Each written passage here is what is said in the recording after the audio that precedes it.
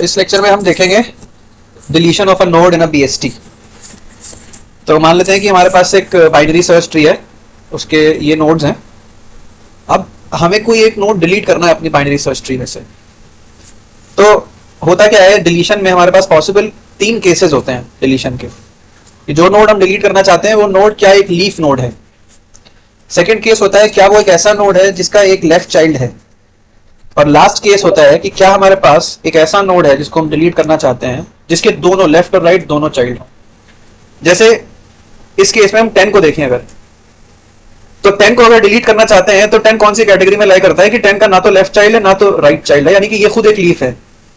तो इस सिनेरियो में क्या करना होता है, हमको सिंपली अपने इस नोड को सर्च करना होता है अपनी बाइनरी सर्च ट्री में, और यहां पे आके इस नोड का अपने पेरेंट नोड से लिंक कट कर देना होता है।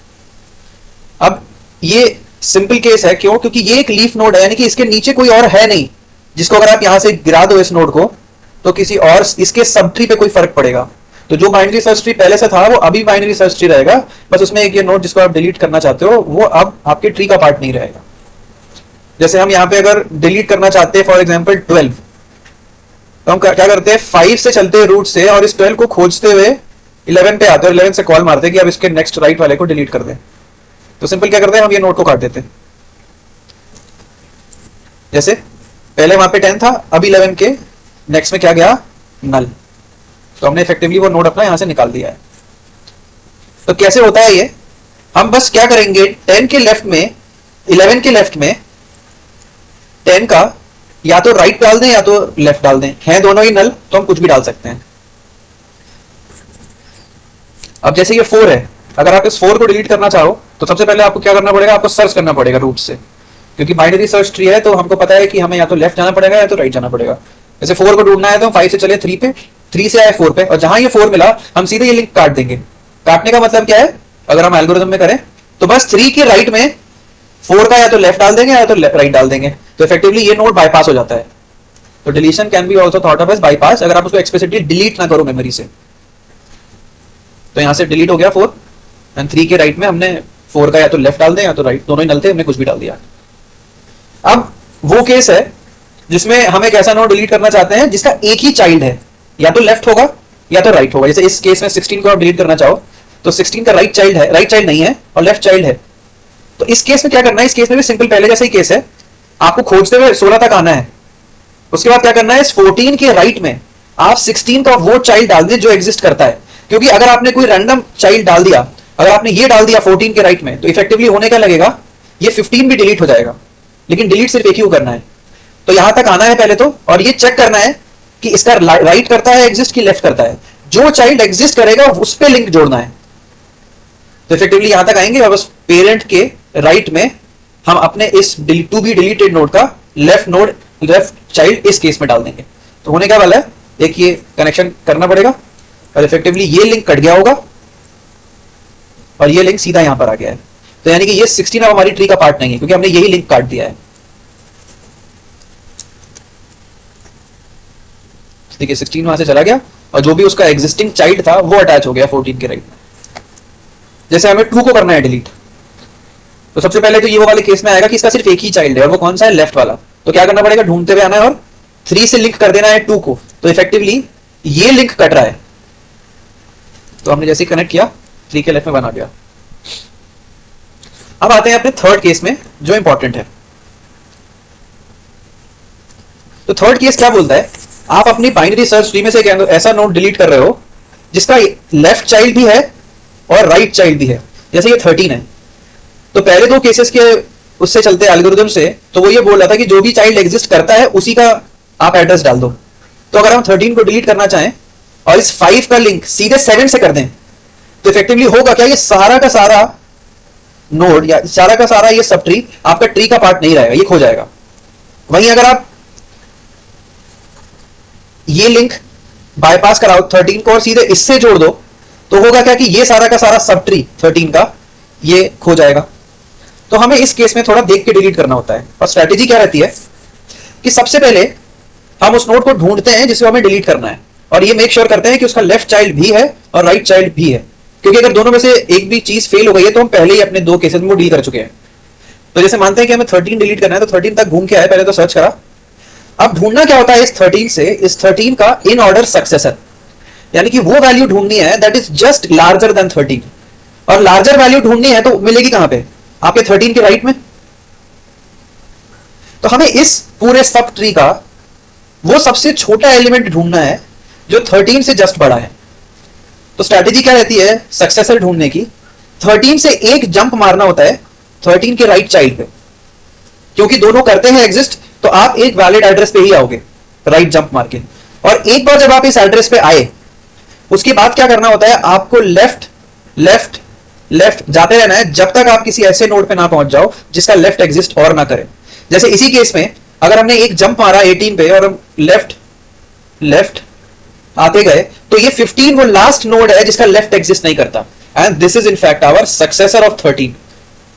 और ये कभी भी वैलिड है, जिस भी नोड के पास दोनों चिल्ड्रन है उसका सक्सेसर ऐसे ही मिलता है। जैसे हम 18 पे हैं, अगर हमें कोई पूछे कि what is the in order successor of 18, तो हमें करना क्या पड़ेगा, 18 से एक जंप मारना है उसके राइट चाइल्ड पे, और उस राइट चाइल्ड से आपको लेफ्ट लेफ्ट जाते रहना है जब तक आप और लेफ्ट ना जा पाओ। जैसे आप 20 पे आए कूद के, आपने एक लेफ्ट गए आप 19 पे, and 90 is in fact the last node from which you can't go left. So this 19 is the in order successor of 18. जैसे इस नोड को देखते हैं हम नोड को देखते हैं फॉर एग्जांपल 7। कोई पूछे 7 का इन ऑर्डर सक्सेसर क्या है, 7 के दोनों चिल्ड्रन है, तो हम राइट पे आए, एक जंप मारा और कंटिन्यूसली लेफ्ट लेफ्ट मूव करते चले गए जब तक हमको और लेफ्ट नहीं मिला। ये लास्ट नोड 10 ही है जिसके बाद आपका लेफ्ट एग्जिस्ट नहीं करता। So this 10 is in fact the successor of 7. कोई पूछे 5 का सक्सेसर क्या है, तो 5 का सक्सेसर कैसे निकालेंगे, इसके दोनों चाइल्ड हैं डिलीशन के लिए, तो 5 से एक जंप मारा 13 पे आए और इस 13 से कंटिन्यू लेफ्ट जाना है, लेफ्ट लेफ्ट लेफ्ट जब तक आप और ना जा पाओ। 13 से 7, 7 से 6 and 6 is the last node from which you can't go left any further. तो this 6 is the in order successor of 5। तो सक्सेसर का सिंपल क्या मतलब है, वो वैल्यू जो आपकी चोजन वैल्यू से जस्ट बड़ी है। और इससे अगर हमारी चोजन वैल्यू 5 है, तो आपको इस पूरे राइट सब ट्री में जो सबसे छोटी वैल्यू मिले that is going to be the successor of 5. तो डिलीशन में क्या करना होता है, हमको टू बी डिलीटेड नोड का सक्सेसर ढूंढना होता है उस केस में जिस केस में आपके नोड के दोनों left and right child exist करते हैं। तो 13 के लिए कौन है सक्सेसर, 15। तो स्ट्रैटेजी क्या रहती है, आप इस 13 की वैल्यू को रिप्लेस कर दो इस 15 से। जैसे अभी यहां पे 13 लिखा है, पहले 13 का सक्सेसर ढूंढो, उस नोड पे वैल्यू 15 है, क्या करना है कि 15 की वैल्यू को कॉपी कर देना है 13 पे। कॉपी कर दिया, अब क्योंकि हमने कॉपी कर दिया है तो now this no longer remains a binary search tree, क्योंकि बाइनरी सर्च ट्री में सारी की सारी वैल्यूज डिस्टिंक्ट होती हैं और यहां पर हमारे पास एक डुप्लीकेट आ गया है। तो क्या करते हैं next step, it is a 2 step process. First is identifying the successor and then you copy the value of the successor which was 15 to the to be deleted node, and then what you do is in the right part of your to be deleted node you search for this 15 and delete this 15। तो इससे हुआ क्या है, क्योंकि आपने इस 15 की value copy कर दी है यहां पर, और क्योंकि वो एक सक्सेसर था तो इसका क्या मतलब है कि उसका लेफ्ट नहीं होगा। So now we are back to the case 1 कि अब हम एक ऐसा नोड डिलीट करना चाहते हैं जिसका एक ही चाइल्ड है, क्योंकि बाय डिफॉल्ट सक्सेसर का लेफ्ट नहीं हो सकता, और क्योंकि वो लास्ट पॉइंट था जब आप रुक गए लेफ्ट जाने से। तो राइट है तो अच्छी बात है, और नहीं है तो भी अच्छी बात है। तो हमें इफेक्टिवली क्या करना है, कॉपी करने के बाद अपने राइट सब ट्री में उस सक्सेसर की वैल्यू को ढूंढना है और उस नोड को डिलीट कर देना है। तो इफेक्टिवली क्या करना है, 17 के लेफ्ट में हम 16 को डाल देंगे, तो होगा क्या, ये 15 का वैल्यू यहां से अनलिंक हो जाएगा। तो effectively that is a deletion in your binary search tree. तो क्या करना है, सबसे पहले इस राइट सब ट्री में 15 को ढूंढना है और 15 को डिलीट कर देना है। डिलीट कर दिया। फॉर इंस्टेंस 7 को डिलीट करना है, तो सबसे पहला स्टेप क्या है कि आपको 7 का सक्सेसर फाइंड करना है, that comes out to be 10। Next step is उस 10 की वैल्यू को कॉपी कर देना है उस 7 पे। अब क्या करना है, इस राइट सब ट्री में 10 को ढूंढना है और 10 को डिलीट कर देना है। So now this becomes a case of this 10 having no left child and also no right child. तो क्या करना पड़ेगा, 11 के लेफ्ट में आप 10 का राइट डाल दो, चाहे 10 का लेफ्ट डाल दो, तो इफेक्टिवली 10 यहां से अनलिंक हो जाएगा। So this is the entire algorithm of how you delete a node in a binary search tree. तो एक बार इसका कोड देख लेते हैं। अच्छा, उससे पहले एक और चीज कि ये स्ट्रैटेजी काम क्यों करती है, यहां पे देखते हैं। ठीक है, यहाँ पे हमने ये 10 लिया है और 7 को डिलीट कर दिया। तो ये स्ट्रैटेजी काम इसलिए करती है कि इस पॉइंट से जितनी वैल्यूज छोटी थी वो अभी भी छोटी हैं, क्योंकि आप इस नोड पे एक ऐसी वैल्यू ही लाए हो जो करंट नोड जो भी था यहां पे उससे बड़ी थी, तो ये सारी वैल्यूज अभी भी छोटी ही रहने वाली हैं। और दूसरी चीज, इस टू बी डिलीटेड नोड के राइट में वो सारी वैल्यूज होनी चाहिए जो उस नोड से बड़ी हैं। और सक्सेसर को लाने के बाद फायदा क्या हुआ है कि सक्सेसर इन सब में सबसे छोटा था, तो जब भी आप इन ऑर्डर ट्रेवर्सल करते 10 should have been the first value that gets printed. अगर आप करते तो 10 ही के बाद सब कुछ आता, इन ऑर्डर ट्रेवर्सल करते तो 10 इज द स्मॉलेस्ट और 10 के बाद आता आपका 11, फिर 12, फिर 13। तो यहां पे सारी वैल्यूज तो बड़ी हैं ही और बाय डिफॉल्ट यहां सारी वैल्यूज छोटी हैं। जो यहां पे एक 7 था आपने उसी को हटा के एक ये 10 ले आए हो आप, तो ये जो वैल्यू 7 से भी छोटी थी वो 10 से भी छोटी होनी है, और ये वैल्यूज क्योंकि 10 से पहले भी बड़ी थी अभी बड़ी रहेंगी। So this is why the strategy works of replacing the to be deleted node by the successor of that node. एक बार इसका कोड देख लेते हैं और सबसे पहले तो बेस केस चेक कर लेते हैं कि अगर हमारा रूट ही नहीं है तो हम रिटर्न कर देंगे रूट, यानी कि नल ptr, यहां से return as it is. Second case है, अब यहां से रूट है अगर तो हमें सर्च करना है, अगर की का वैल्यू लेस देन है आपके रूट के वैल्यू से, तो इफेक्टिवली क्या करना है, आपको रूट के लेफ्ट में जाके ये फंक्शन कॉल करना है। कौन सा? Delete node. अब क्योंकि हमें रूट के लेफ्ट में डिलीट करना है तो डिलीट नोड, और हमने भेज क्या दिया, रूट का left and the key. Similarly अगर की वैल्यू बड़ी हो जाती है रूट के वैल्यू से तो हमें कहां ढूंढना है और डिलीट करना है, हम राइट में ढूंढेंगे, क्योंकि बाइनरी सर्च ट्री है तो बड़ी वैल्यू राइट में ही होंगी।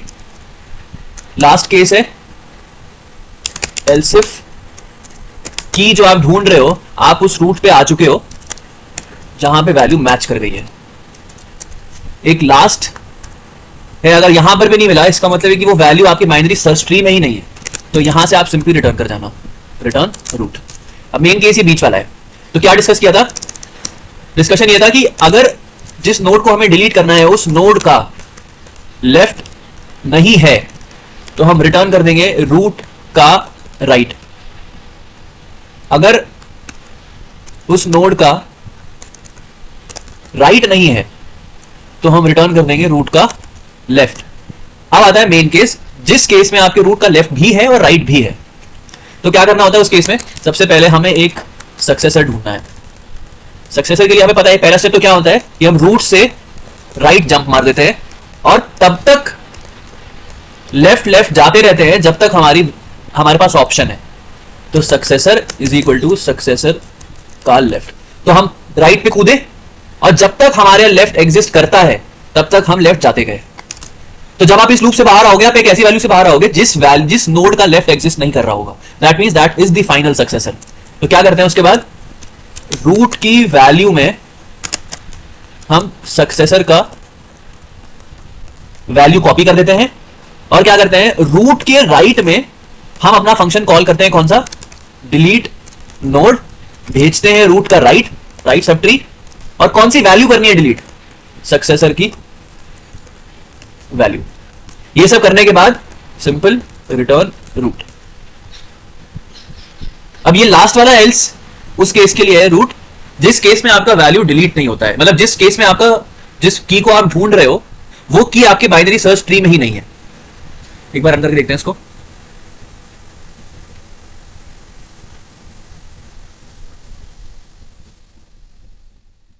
डन हो गया ये। So this is how you delete a node in a binary search tree. इसमें एक और स्ट्रैटेजी होती है जो कि डिस्कस नहीं करी हमने। अगर हम सक्सेसर से रिप्लेस ना करें तो कुछ कुछ जगहों पे हम टू बी डिलीटेड नोड को उसके प्रीडिसेसर से डिलीट कर सकते हैं, वो मैं नेक्स्ट वीडियो में बता दूंगा। लेकिन मोरलेस ये लॉजिक बुक्स में मिलता है, by replacing the value by the successors value. Predecessor का भी वैल्यू कर सकते हैं रिप्लेस, लेकिन वो इस वीडियो में नहीं है। I will do that in the next video. Thank you.